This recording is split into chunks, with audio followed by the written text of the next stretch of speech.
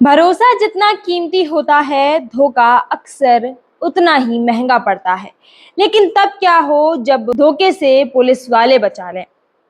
ये पंक्तियां सिर्फ पंक्तियां नहीं, बल्कि इस वक्त इन पंक्तियों से एक किस्सा बयां हो रहा है। और वो किस्सा है एक 30 साल की महिला का, जो कि चेन्नई की रहने वाली है और उसकी एक तरफा प्यार की कहानी है।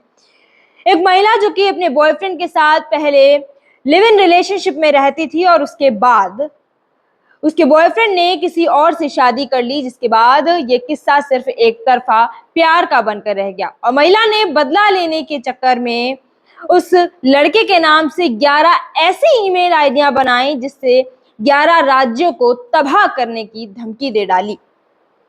फिलहाल जब ये मसला पकड़ा गया, जब ये मामला पुलिस की हिरासत में आया, तब पूरा मामला खुला कि एक तरफा प्यार की कहानी और 11 ईमेल आईडी और महिला के साथ हुए रेप की क्या कहानी है। उस महिला ने बताया कई बार कि 11 राज्यों को बम से उड़ाने की जो धमकी दी गई है, वो एक तरफा प्यार की वजह से उसके बॉयफ्रेंड के नाम की 11 ईमेल आईडियों द्वारा दी गई और उसमें जयपुर भी शामिल था।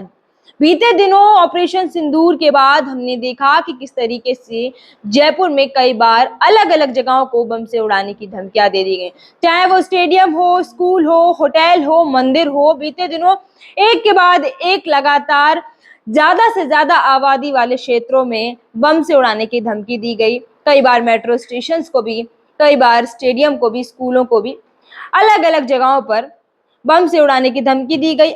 11 राज्यों में दी गई और सबसे ज्यादा धमकी भरे ईमेल है वो अहमदाबाद में आए, जिसके बाद अहमदाबाद के पुलिस जो है काफी अलर्ट मोड में हो गई और कई दिनों से इसकी जांच पड़ताल चल रही थी। तो आज सुबह अहमदाबाद के जेसीपी क्राइम ब्रांच ने पूरे मामला का खुलासा करते हुए बताया है कि यूनिट पिछले काफी समय से अलग अलग जगहों पर सक्रिय थी, जिसके बाद कई अलग अलग ईमेल आईडियों से अलग अलग राज्यों में धमकी भरे ईमेल जाते थे। और ये सिर्फ एक बदले की भावना थी कि किस तरीके से एक तरफा प्यार का बदला लिया जाए उस लड़के से और उस लड़के को इस चंगुल में कैसे फंसाया जाए।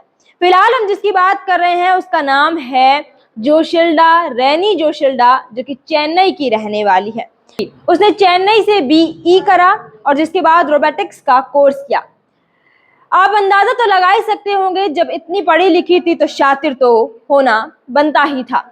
इस शातिर अंदाज में उसने कई बार कई लोगों को बम से, जान से उड़ाने की धमकियां दी और उसके बाद अहमदाबाद की जेसीपी क्राइम ब्रांच के शरद सिंघल ने इस पूरे मामले का खुलासा किया और बताया कि 11 राज्यों में जो पुलिस है वो इनसे संपर्क बनाए हुए रखी थी और महिला की एक गलती ने पुलिस तक सारी गलतियां एक एक करके पहुंचा दी। कहते हैं ना कि कानून के हाथ बड़े लंबे होते हैं, तो हाँ, कानून के हाथ वाकई में लंबे होते हैं। और इस महिला, शातिर महिला को पकड़ लिया, जिसने कई बार अलग अलग जगहों पर बम से उड़ाने की धमकी दी। और क्यों दी? क्योंकि उसका बॉयफ्रेंड उसे छोड़ किसी और से शादी कर चुका था, अपने शादीशुदा जीवन में आगे बढ़ चुका था और इसका बदला लेने की वजह से उस महिला ने उस व्यक्ति को फंसाने के लिए कई बार अलग अलग जो षड्यंत्र है वो रचे। फिलहाल वो महिला पुलिस के हिरासत में है और इस पूरे मामले का खुलासा अहमदाबाद के जेसीपी क्राइम ब्रांच शरद सिंघल ने करते हुए